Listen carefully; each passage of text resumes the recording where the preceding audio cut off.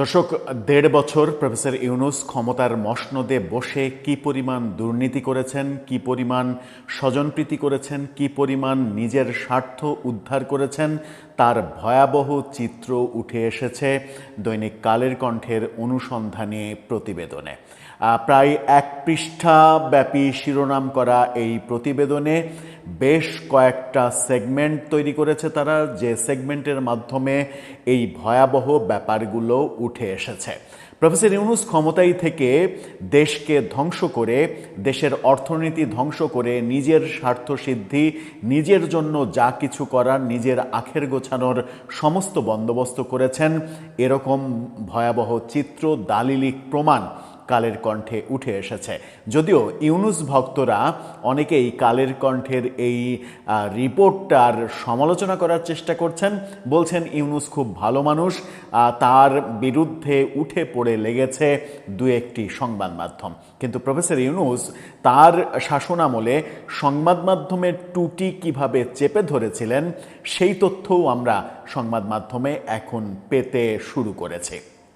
চলুন একটু বুঝে দেখি, জেনে দেখি কি ভয়াবহ চিত্র উঠে আসলো দৈনিক কালের কণ্ঠের এই প্রতিবেদনে, যে প্রতিবেদনটা এরই মাঝে আজকে কালের কণ্ঠে ছাপা হওয়ার পরে চাঞ্চল্যের সৃষ্টি করেছে। স্পেসিফিক বেশ কিছু পয়েন্ট আলোচনা করলে আপনারা এক চুমুকেই বুঝতে পারবেন প্রফেসর ইউনূস তার ১.৫ বছরে নিজের আখের গোছানোর জন্য কত কর্মকাণ্ড করেছেন, যেখানে দেশ বিকিয়ে যাক, দেশ জাহান্নামে যাক, তাতে কিছুই যায় আসে না।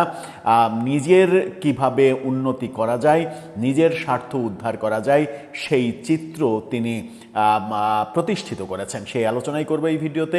থাকবেন পলিটিক্স টিভির নিয়মিত আয়োজনে।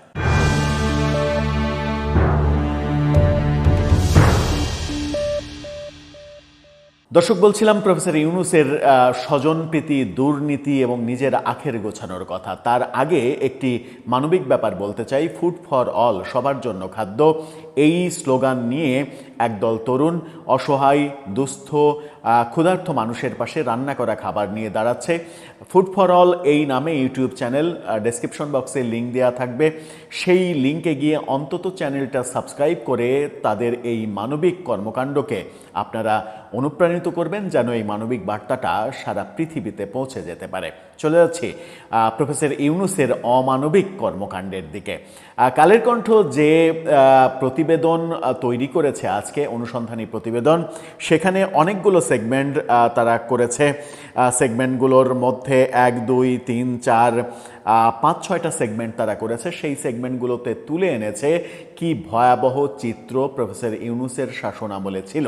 তারা মূল শিরোনাম করেছে, এই পুরো পৃষ্ঠাটা আপনারা দেখে নিন, ১ পৃষ্ঠা আজকের ছাপা পত্রিকায়। মূল শিরোনাম তারা করেছে কিসের দেশ নিজেরটা আগে।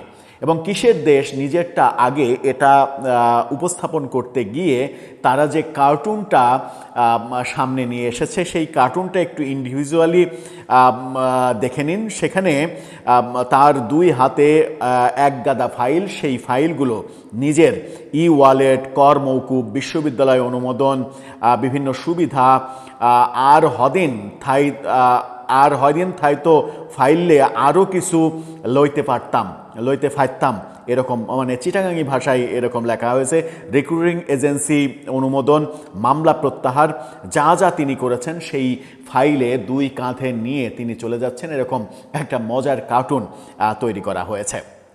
সেখানে যে শিরোনামে ব্যাপারগুলো তুলে আনা হয়েছে সেটা হচ্ছে যে ৫ কোটির আইনে ১.৫ কোটির বৃদ্ধাঙ্গুলি, এই শিরোনামে একটা প্রতিবেদন তৈরি করা হয়েছে। বলা হয়েছে ৭ মামলা নিষ্পত্তি সহ আরও সুবিধা আদায়।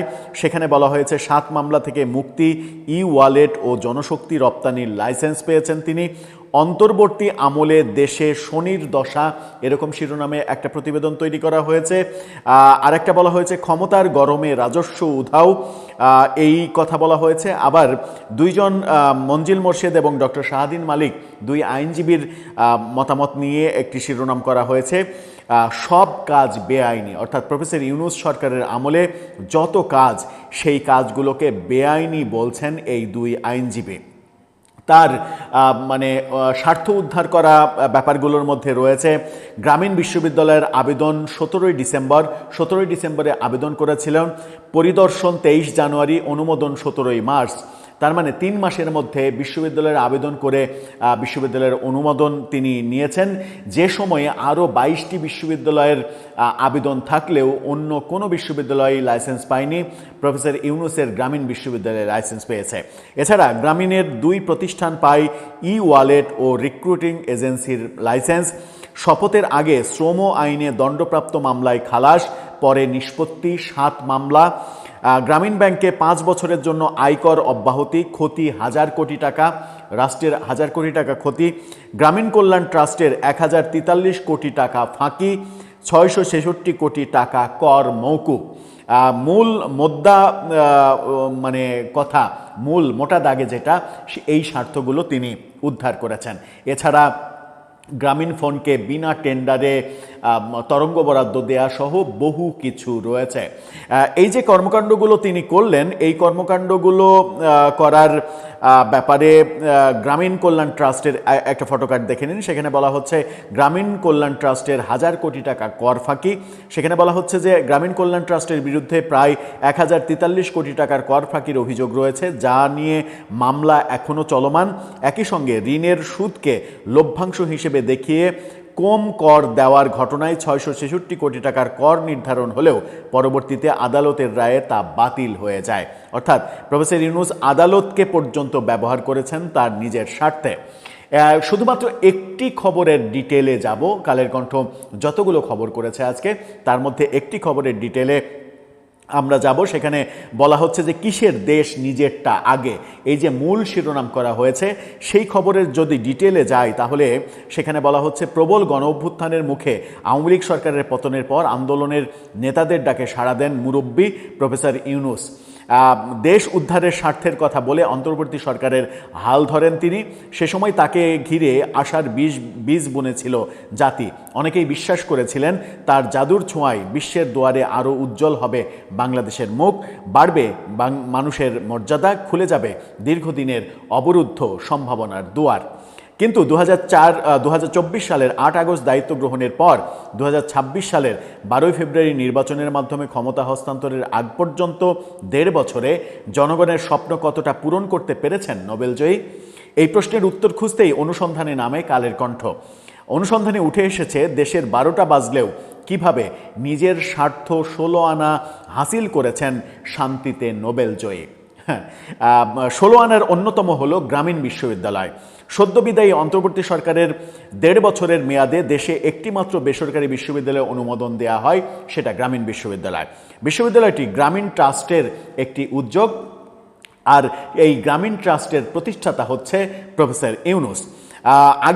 আগে থেকে 22টি বেসরকারি বিশ্ববিদ্যালয়ের আবেদন বছর বছর ধরে ঝুলে থাকলেও গ্রামীণ বিশ্ববিদ্যালয় আবেদন করার 3 মাসের মধ্যেই পেয়ে যায় অনুমোদন। 3 মাসের মধ্যে অনুমোদন পায়, অথচ এই প্রফেসর ইউনূসের মেটিকুলাস উপদেষ্টা রিজওয়ানা হাসান তিনি বলেছিলেন এই আবেদন নাকি অনেক আগে বছরের পর বছর ঝুলিয়ে রেখেছিল আওয়ামী লীগ সরকার, তাই তারা অনুমোদন দিয়েছে, এটা কনফ্লিক্ট অফ ইন্টারেস্ট হয় না।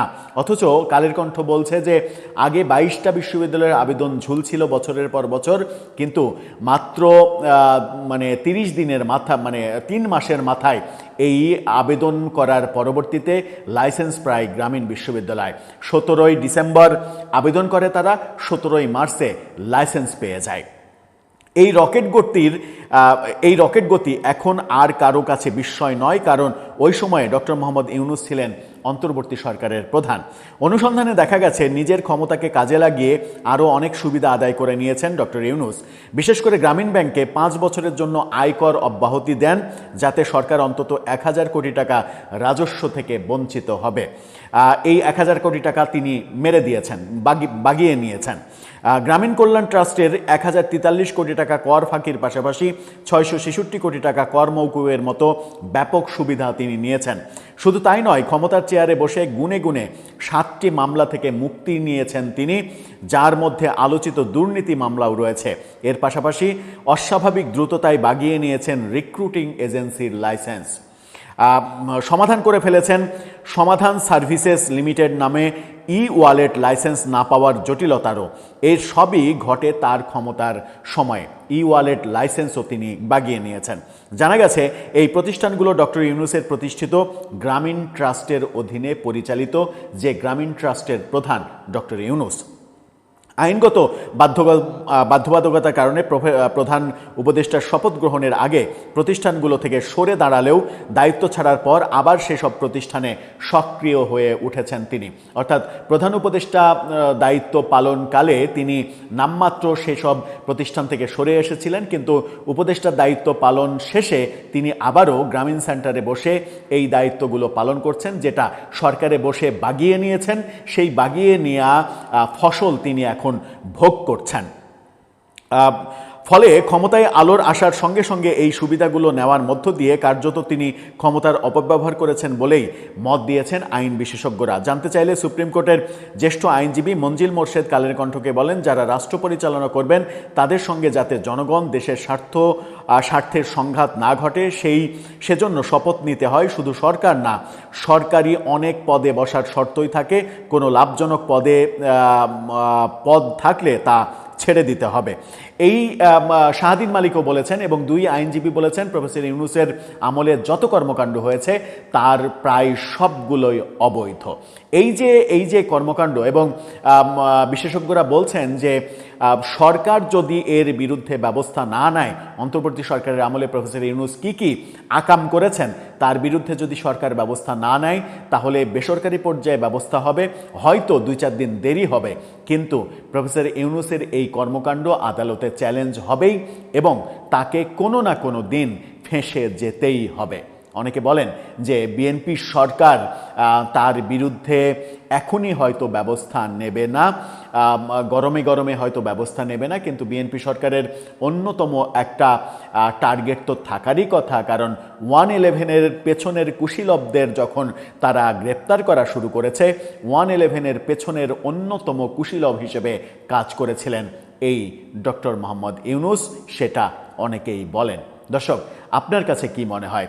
রাষ্ট্রের হাজার হাজার কোটি টাকা যেভাবে তিনি নিজের প্রতিষ্ঠানের নামে রাষ্ট্রকে গচ্চা দেওয়ার ব্যবস্থা করেছেন, গ্রামীণ ব্যাংকের মালিকানা যেটা 25% সরকারের ছিল সেখান থেকে কমিয়ে 10% করে জনগণের মালিকানা কেড়ে নিয়েছেন, এই কর্মকাণ্ড করার পরেও তাকে কি অনেকে মহান বলেই যাবেন? আপনার মতামত জানিয়ে লিখতে পারেন আমাদের কমেন্ট বক্সে।